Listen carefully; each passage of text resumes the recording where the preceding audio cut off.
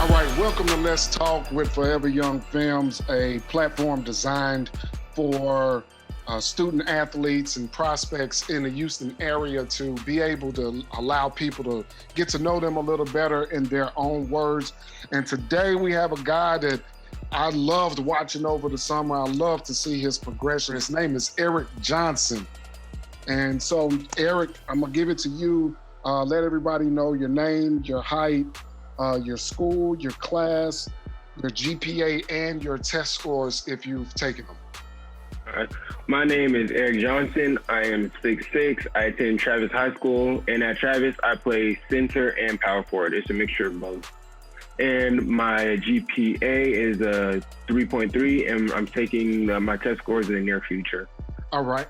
I always love to hear y'all doing what you need to in the classroom, man. And like I said, you progressed a lot over the summer. So what in particular were you trying to work on? What were you trying to get better at to become more of a complete player?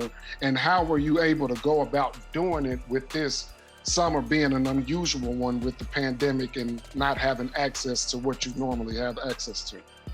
So whenever this whole COVID started, I started off with this one trainer. We were basically every day we were working down the hill, running up and down it, using the parachute.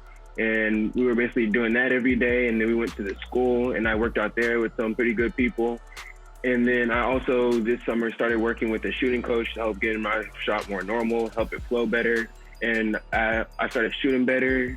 My percentage went up, and it's starting to turn around and starting to become a better player.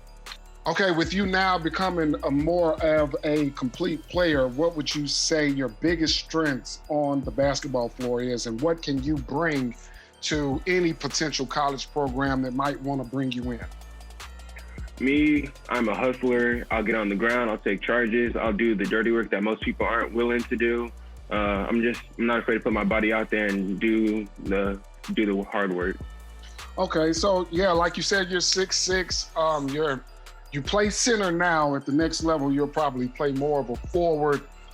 You can stretch the floor out with a set shot, and there may be a lot of kids in the nation that has a similar body frame, size, and similar skill set. So what would you say sets you apart from those other players? Me, I say the main thing that sets me apart from the other players is the people who I've played against. I've played against tougher competition, and I've also the stuff that they could do, I'll work harder than it. I'll become better at it, and anything they can do, I will, and I'll strive to do better. Okay, so once your phone starts ringing, and if it's not already ringing, and these college coaches start recruiting you, and you have offers on the table, what is important for you as far as a college program, coaching style? What's important to you when you have to make this decision of where you're going to spend the next 4 years? To me, I say it's more so the environment. I don't want to go to a school to where they don't have good ethics and all, and they'll just try and rob a player. So if a player gets injured, they're just trying to get rid of him and all because they don't need him anymore. I want to go to a place where I'm wanted and I can be myself. Okay. So when you're not in the books and you're not on the basketball court, what do you enjoy doing just when you need your personal Eric time? What is Eric doing during Eric time? During Eric time, I'm normally either on COD with some of my friends, or it's just a bunch of different games. I'm normally on video games with my friends. Okay, man. Yeah, and like I said, I've watched you all summer.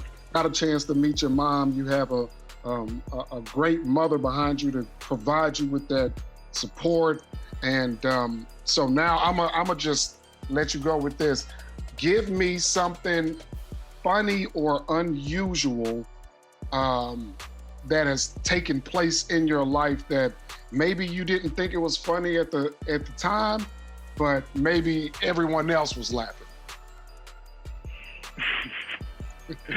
There's this one time, this is 3 years ago, I think. I was playing with this one team in Orlando. We were called IQ Elite.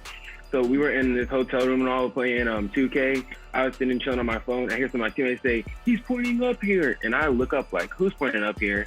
And they're all like freaking out. And one of my teammates goes running out of the room, so I'm like, "Oh, okay, it's probably nothing much." About 5 minutes pass. Like I hear a faint knock on the door, but I think it's nothing. And then a couple more minutes, and I hear a definite knock. We are all going crazy in the room. We're running around, freaking out, not knowing what to do. So me and two other teammates were like, let's go like look through the people. Let's see who it is. We looked through it, and like when we said this guy was swole, like he was like he was swole, and we were like, y'all do it at the wrong. So we're all freaking out, and we were not opening up the door because we knew we weren't gonna win that fight.